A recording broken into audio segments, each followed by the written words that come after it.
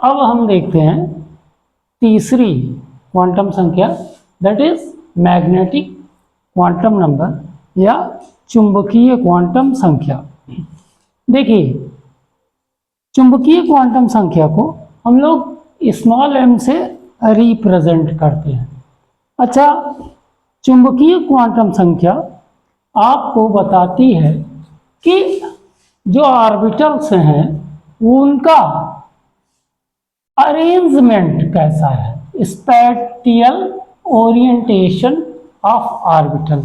जो ऑर्बिटल्स हैं उनका ओरिएंटेशन स्पेस में किस तरीके से है, इस बारे में ये चुंबकीय क्वांटम संख्या या मैग्नेटिक क्वांटम नंबर आपको बताती है। ठीक। अच्छा, अब दूसरी बात कि जो m का मान होता है वो किस चीज पर डिपेंड करता है। m का मान जो है वो l के मान पर डिपेंड करता है। m का मान किसके मान पर डिपेंड करता है? l क्या थी? एजीमुथल आपकी क्वांटम संख्या। और m का मान,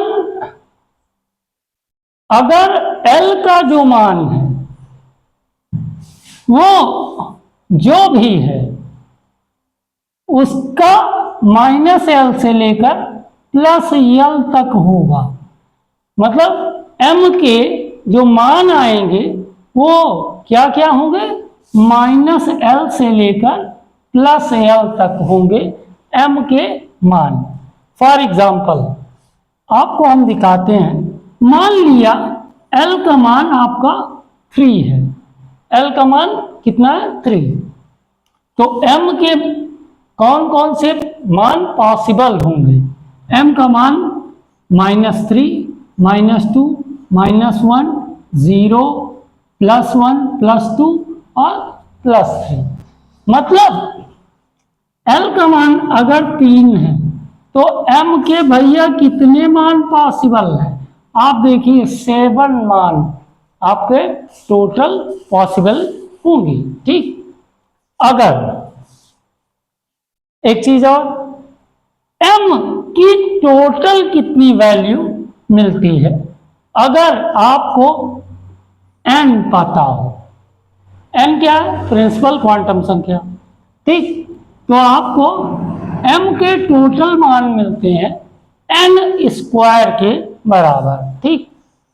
अच्छा, आइए अब हम आपको दिखाते हैं, थोड़ा सा और इलाबोरेट करते हैं। कैसे? मान लिया हमने l का मान 1 है, l का मान 1 है, तो m के आपको कौन कौन से मान मिलेंगे? मैंने अभी अभी बताया फार्मूले में, m का मान मिलेगा -l से +l तक। तो -1, 0 और +1, यह आपको 3 मान मिलेंगे। और ये आप देख सकते हैं यहाँ पर जो -1 है वो px, 0 py और ये आपका pz के लिए मिला। एक चीज यहाँ और जानने वाली बात है, ये जो तीनों ऑर्बिटल है px, py और pz, इन तीनों ऑर्बिटल्स की जो एनर्जी है वो हमेशा इक्वल होगी, लेकिन ये आपके स्पेस में इनका ओरिएंटेशन अलग अलग होगा। एक्स ऑर्बिटल जो है वो एक्स एक्सिस के अलोंग होगा, जो पी वाई है वो वाई एक्सिस के अलोंग होगा, और पी जेड जो है वो जेड एक्सिस के अलोंग डायरेक्टेड होगा। ठीक। अब आइए देखते हैं, अगर हमने ले लिया एल का मान 2 ले लिया, तब आपको यम के कितने मान मिलेंगे? अब m के मान वही सेम फार्मूला, -l से +l तक। तो -2, -1, 0, +1, +2, ये आपको टोटल 5 वैल्यूज प्राप्त होंगी।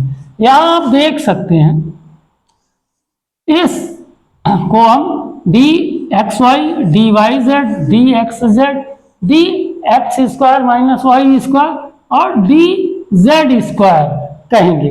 अब यहां पर ये जो डी की पांचों ऑर्बिटल है, इन सब के साथ भी सेम वही है कि ये जो पांचों ऑर्बिटल्स हैं, इन सब की एनर्जी तो सेम होगी, बट इनका जो स्पेस में ओरिएंटेशन है वह अलग अलग होगा।